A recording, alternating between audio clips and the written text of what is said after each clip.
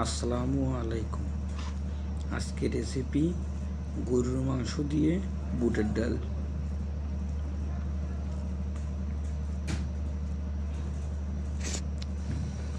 প্রথমে বুটগুলো ভালো করে ধুয়ে সিদ্ধ করে নিতে হবে। লাগবে গরুর মাংস। আমি গরুর মাংস রান্না করা সম্পূর্ণটা দেখাচ্ছি না, ভিডিও শর্টের কারণে। আপনারা চাইলে আমার অন্য ভিডিও দেখে আসতে পারেন। বুটগুলো সিদ্ধ হয়ে গেছে। ঠিক এরকমভাবে এরপর পানি ঝরাই নেব। নিচ্ছি একটা কড়াইয়ের মধ্যে দিচ্ছি পেঁয়াজ কুচি, দিচ্ছি রসুন কুচি, নাড়াচাড়া করে নেব। দিলাম বস, দালচিনি, কালো এলাচ বা শাহি এলাচ, লবঙ্গ, সাদা এলাচ, একটা গোলমরিচ দিয়ে দিচ্ছি কালোটা, কিছু তেজপাতা, সুন্দর করে নাড়াচাড়া করে এবার সরষের তেল দিয়ে দিচ্ছি।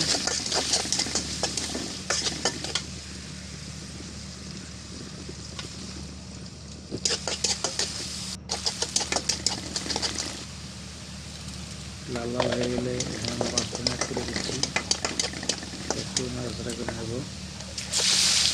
দিয়ে দিচ্ছি রসুন বাটা,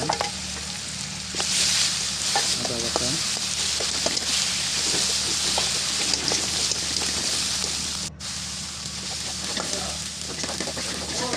লাল লাল হয়ে আসলে এখানে হালকা করে একটু পানি অ্যাড করতে হবে, নাহলে পুড়ে যাবে। হালকা একটু পানি অ্যাড করে দিলাম, মশলাটা যেন না পুড়ে যায়, হালকা পানি দিয়ে কষিয়ে নিচ্ছি। দিয়ে দিচ্ছি স্বাদ মতো লবণ, একটু হলুদের গুঁড়ো,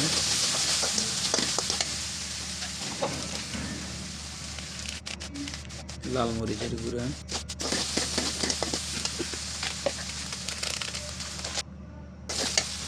দিয়ে দিচ্ছি মশলা।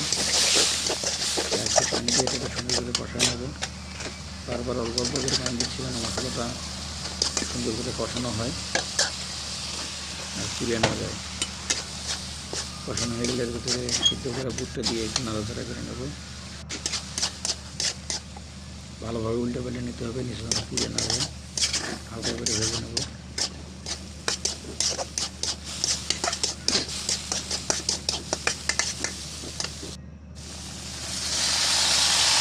দিয়ে দিচ্ছি রান্না করে রাখা গরুর মাংস এবং ঝোল। এখানে ঝোলটা একটু কম হয়ে গেছে, আর একটু পানি দিয়ে নেওয়া লাগলে নিয়ে নেবেন আপনারা। আমি এখানে একটু পানি অ্যাড করে দিয়েছি। গরম পানি দিলে ভালো হয়, আমি একটু গরম পানি অ্যাড করে দিয়েছি। দেওয়ার পরে এরকম হয়েছে। এখন আমরা এটা ভালোভাবে জাল করে নেব।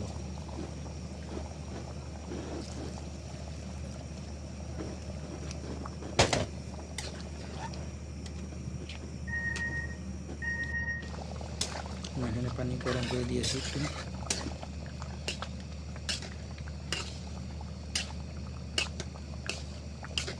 এখানে ঠান্ডা পানি অ্যাড করবেন না, চেষ্টা করবেন গরম পানি দেওয়ার জন্য। দিয়ে ঢেকে দিচ্ছি।